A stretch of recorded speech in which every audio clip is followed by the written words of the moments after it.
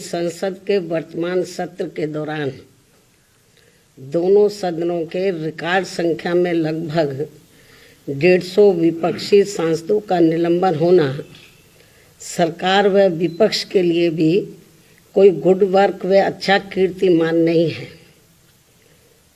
इसके लिए कसूरवार कोई भी हो, किंतु संसदीय इतिहास के लिए ये घटना अति दुखद, दुर्भाग्यपूर्ण व लोगों के विश्वास को आघात पहुंचाने वाला है। और इसी दौरान माननीय राज्यसभा सभापति का संसद परिसर में निलंबित सांसदों द्वारा मजाक उड़ाने का वीडियो वायरल होना भी अनुचित व अशोभनीय है। इस प्रकार से सरकार और विपक्ष के बीच जबरदस्त मतभेद, तनाव व टकराव वाली घटनाओं से देश के लोकतंत्र एवं संसदीय परंपराओं को शर्मसार होने से बचाना बहुत जरूरी है।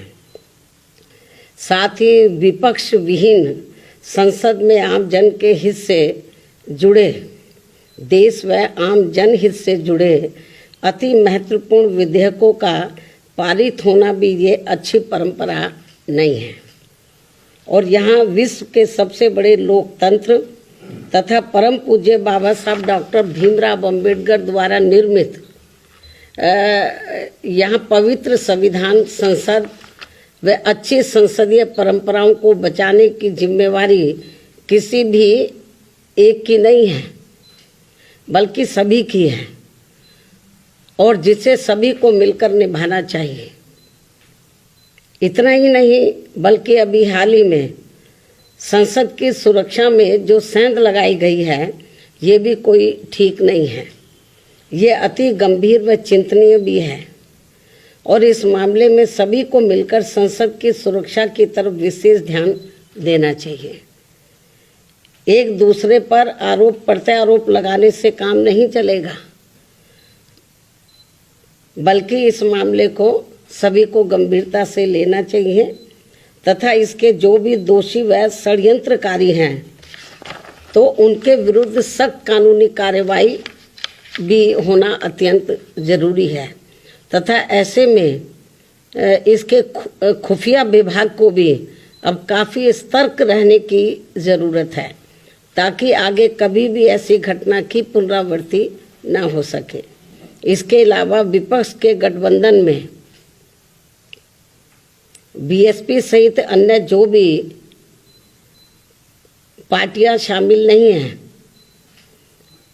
बीएसपी सहित अन्य जो भी विपक्षी पार्टियां शामिल नहीं हैं, तो उनके बारे में किसी को भी बेफजूल कोई भी टीका टिप्पणी करना उचित नहीं है तथा इससे इनको बचना चाहिए। मेरी इनको यही सलाह भी है, क्योंकि भविष्य में देश व जनहित में कब किसको किसी की भी जरूरत पड़ जाए, ये कुछ भी कहा नहीं जा सकता है। अर्थात फिर ऐसे लोगों को व पार्टियों को भी काफ़ी शर्मिंदगी उठानी पड़े, ये ठीक नहीं है। और इस मामले में खासकर समाजवादी पार्टी इस बात का जीता जागता उदाहरण भी है। इसके अलावा यहाँ मैं ये भी कहना चाहूँगी कि हमारी पार्टी पूर्ण रूप से धर्मनिरपेक्ष पार्टी है और यहाँ अपने देश में विभिन्न धर्मों को मानने वाले लोग रहते हैं तथा उनके अपने अलग अलग से आस्था के अनेकों स्थल बने हैं, जिन सभी का हमारी पार्टी हमेशा सम्मान करती रही है और आगे भी करती रहेगी। इसी क्रम में यूपी के अयोध्या में नवनिर्मित राम मंदिर का जो अगले महीने उद्घाटन होने के लिए जा रहा है, तो उसका हमारी पार्टी को कोई भी ऐतराज़ नहीं है।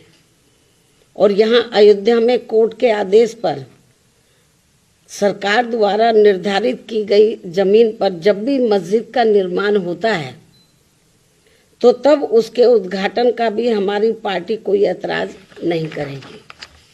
अर्थात हमारी पार्टी सभी धर्मों के स्थलों का पूरा सम्मान करती है लेकिन पिछले कुछ वर्षों से इसकी आड़ में जो राजनीति की जा रही है, जो घिनौनी राजनीति की जा रही है, ये अति दुखद व चिंतनीय भी है, जो नहीं होना चाहिए, क्योंकि इससे अपना देश कमजोरी होगा, मजबूत नहीं, तथा इससे लोगों में आपस में नफरत पैदा होती है, जो ये कतई भी उचित नहीं है।